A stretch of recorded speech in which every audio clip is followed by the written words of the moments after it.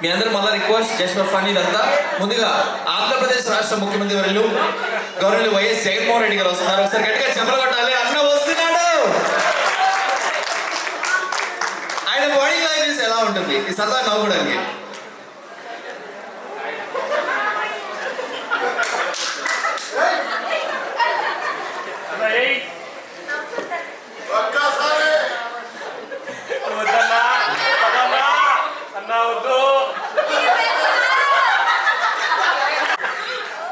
అన్నలకు, తమ్ముళ్లకు, అక్కమ్మలకు, చెల్లెమ్మలకు విచ్చేసినటువంటి ఈరోజు ఈ రాకింగ్ నైట్ కి విచ్చేసినటువంటి ప్రతి ఒక్కరికి హృదయపూర్వక నమస్కారాలు తెలియజేసిన విధంగా అన్నలు, తమ్ముళ్ళు బాగున్నారా? బాగుంటే ఒకసారి గట్టిగా చెప్పలు కొట్టాలమ్మా.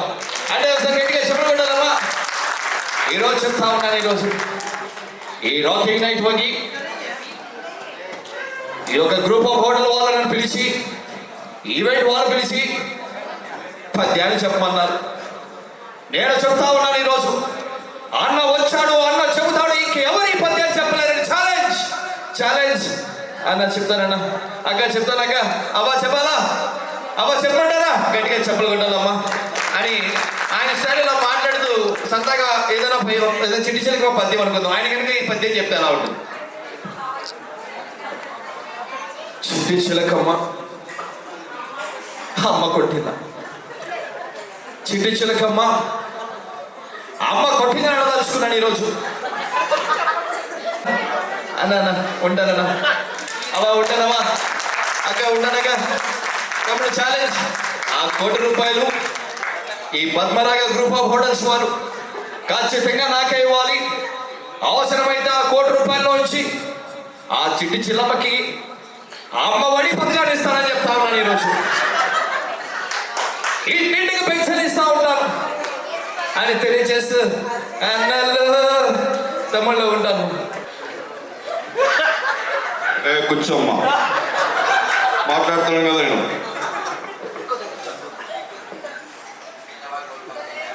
వెనక బాబు కూర్చోవాలి. నేను ఒకటే చెప్తున్నాను ఈరోజు. ఈరోజు జగన్మోహన్ రెడ్డి గారు ఛాలెంజ్ చేశాడు. ఏమని ఛాలెంజ్ చేశాడు తమ్ముళ్ళు? ఈ పద్యాన్ని ఇంకెవరు బాగా చెప్పలేరంటున్నారు. నేను ఛాలెంజ్ వేస్తున్నాను ఈరోజు. ఆ పద్యాన్ని రాసిందే నేను.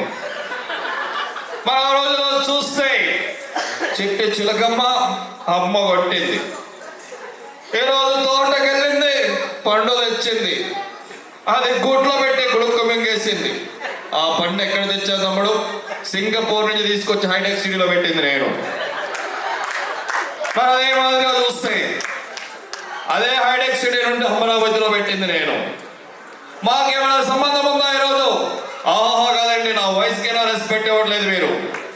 మరి ఈరోజు కూడా చెప్తున్నారు, ఆ పండుగకి నాకు సంబంధం లేదు, ఇది జగన్మోహన్ రెడ్డి గారి కుట్ర అని చెప్తున్నాను నేను. మరి ఆ విధంగా ముందు పోతూ నేను చాలా ఛాలెంజ్ చేస్తున్నాను. ఇప్పుడు నేను పద్యం చెప్పలేకపోవచ్చు, కానీ నా బామర్ది బాలయ్య ఉన్నాడు, చాలా బాగా చెప్తాడు. బాలయ్యని పిలుస్తున్నాడు, ఏం బాల ఒక్కసారి రావాలి నువ్వు. మరి అదే మాదిరిగా బాలయ్య బాబు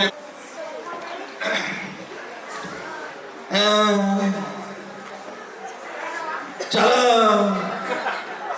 సంతోషం ఈరోజు ఇంతమంది ఈరోజు ఇక్కడికి రావడం.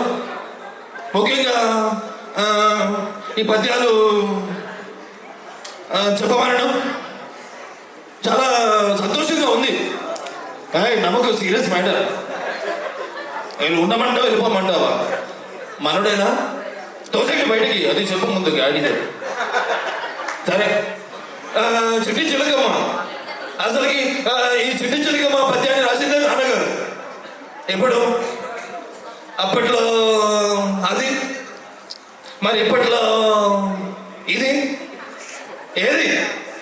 అది అదొక చరిత్ర సర్వేజనట్టుగా సర్వేజన ఒక చరిత్ర ఏది అది అన్నట్టుగా ప్రతి ఒక్కరు కూడా సంతోషంగా ఇలాంటి పద్యాలు అప్పట్లో నాన్నగారు అన్నట్టుగా చేసినట్టు మరి ఎన్నో ఎక్కడున్నాం మనం? చిట్టి చిలకమ్మ. మరి ఈ పద్యాన్ని చాలా రసవంతంగా చేసుకొని చేస్తారు కాబట్టి ఈ పద్యాన్ని చెప్పను. మనం చెప్పిన పద్యం చాలా వైరల్ అయింది, అది చెప్తాను. అది సారే జहाँ से अच्छा है बुलबुल, సారే జहाँ से अच्छा है बुलबुल हमारा సీతా అది అని తెలియచేస్తూ జై ఎన్టీఆర్ జై బాలయ్య గట్టిగా చెప్పలు కొట్టాలి.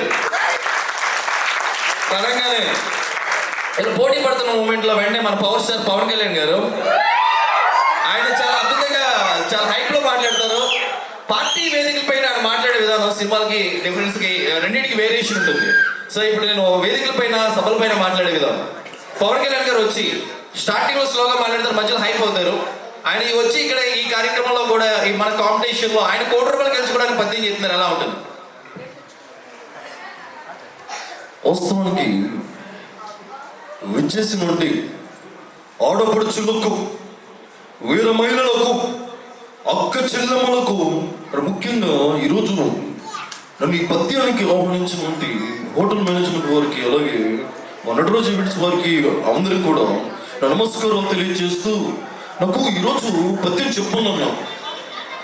నేను ఇంటర్మీడియట్ ఐపీఎస్లో ఉన్నప్పుడు నా బహుశా గుర్తులేదు, ఐపీఎస్ చదువుతున్నప్పుడు ఈ పద్యం నేను చదివాను. నేను అని ఇలా మాట్లాడితే మధ్యలో హైప్గా మాట్లాడతారు. ఎలా ఉంది ఈ పద్యం చెప్తే? చిట్టి చిలకమ్మ అమ్మ కొట్టిందా, ఎందుకు కొట్టింది, తాట తీస్తాను అంటే చిట్టి చిలకమ్మకి అడిగే వాళ్ళు లేరేమో, ప్రశ్నించే వాళ్ళు లేరు కూడా. నేనున్నాను, ప్రశ్నిస్తూనే ఉంటాను. ఇప్పుడు అది పోయి పండు తీసుకెళ్ళి గుట్లో పెట్టి గుడుక్కు మింగేసి మేము అధికారంలో ఉన్నామా మమ్మల్ని అంటున్నాం జగన్మోహన్ రెడ్డి. అది పండు కాదు, పాచిపోయిన లడ్డు. ఆ లడ్డు తీసుకెళ్ళి చిలకమ్మకి వెళ్ళి ఇవన్నీ మాట్లాడుతుంటే చంద్రబాబు గారి మీద మాట్లాడుతున్నప్పుడు నాకు చాలా బాధ అనిపించింది. ఈ పద్యాన్ని ఎందుకు పెంచి నేను చెప్పలేను కాబట్టి సెలవు తీసుకుంటూ జై హింద్. ఈ రకంగా ఫేమస్ పర్సన్ వస్తారండి. సో ఆయన రావడం తోటి ఇక లోకల్ పొలిటీషియన్స్ కాదు, మనకి ఇంటర్నేషనల్ నుంచి కావాలనగానే ఆయన రావడం తోటి వేదికపైకి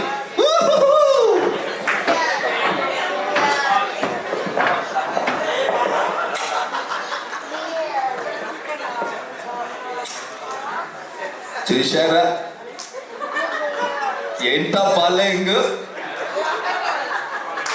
191 దేశాలు తిరిగాను,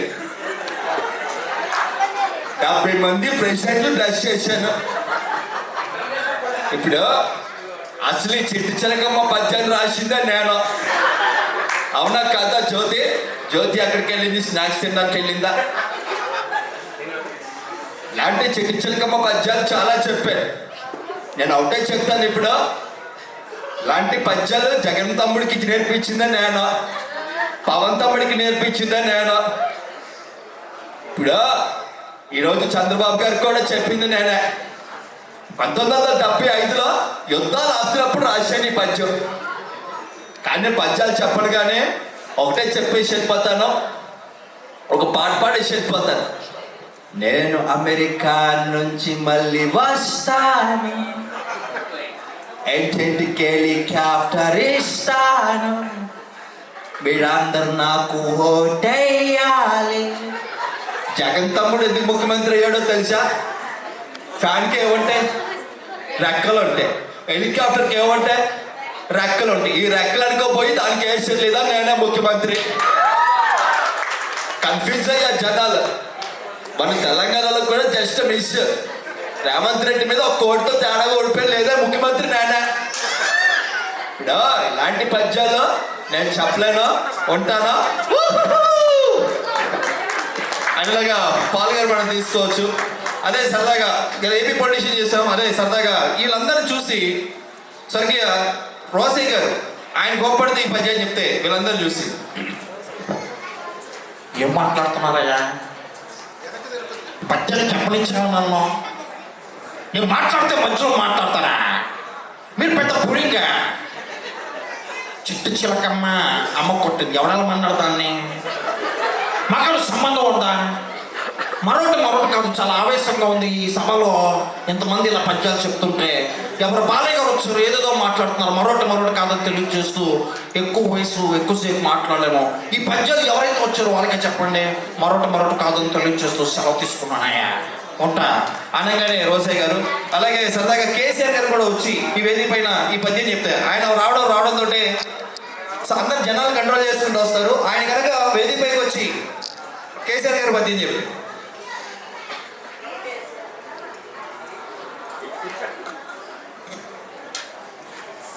కూర్చో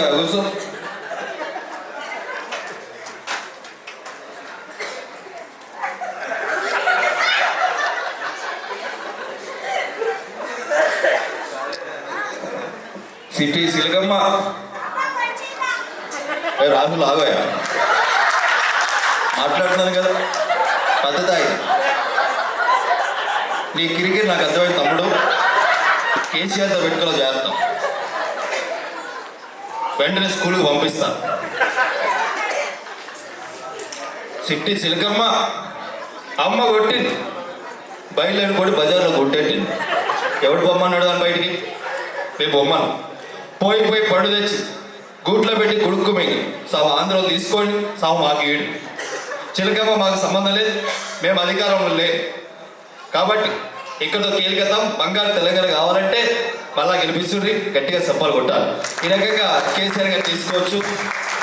అలాగా చాలా మంది పొలిటీషియన్స్ ని సరదాగా మనం ఇమిటేట్ చేసుకోవచ్చు. ఇప్పుడు సరదాగా ఇది వెరీ యూనిక్ వాయిస్ షర్మిల గారు. సో ఆవిడ కనుక ఈ పద్యం చెప్తూ ఇక్కడికి వచ్చి మాట్లాడితే ఎలా ఉంటుంది? అందరికీ నమస్కారాలు తెలియజేస్తున్నాను. ఏమండి చిట్టి చిలకమ్మ పద్యాన్ని నేను చెప్పలేను, కానీ నేను పాదయాత్ర చేస్తున్నప్పుడు చెప్పే డైలాగ్ చెప్తాను. ఏమన్నారండి రేవంత్ రెడ్డి గారు? పాదయాత్ర అంటే పాదాల మీద నడుస్తూ చేసే యాత్ర. నేను పాదాల మీద నడుస్తూ చేశాను కాబట్టి ఈ పద్యాన్ని నేను చెప్పలేని చెప్తూ, నేను జగనన్న విస్తున్న బాణాన్ని కాదు, నేను మీ తెలంగాణ ఆడపడుచుని. ఈ పద్యాన్ని అన్న చెప్పాడు కాబట్టి నేను చెప్పలేను, ఉంటున్నా. ఈ రకంగా వైఎస్ షర్మిల గారు అలాగే దివంగత నేత గౌరవ వైఎస్ రాజశేఖర రెడ్డి గారు కూడా ఈ పద్యాన్ని చెప్తే ఎలా ఉంటుంది? నమస్తే అక్కయ్య, నమస్తే చెల్లమ్మ, నమస్తే నమస్తే నమస్తే. చేసిన మీ అందరు కూడా నా కొడుకు జగన్మోహన్ రెడ్డి గారు చెప్పారు పద్యాన్ని.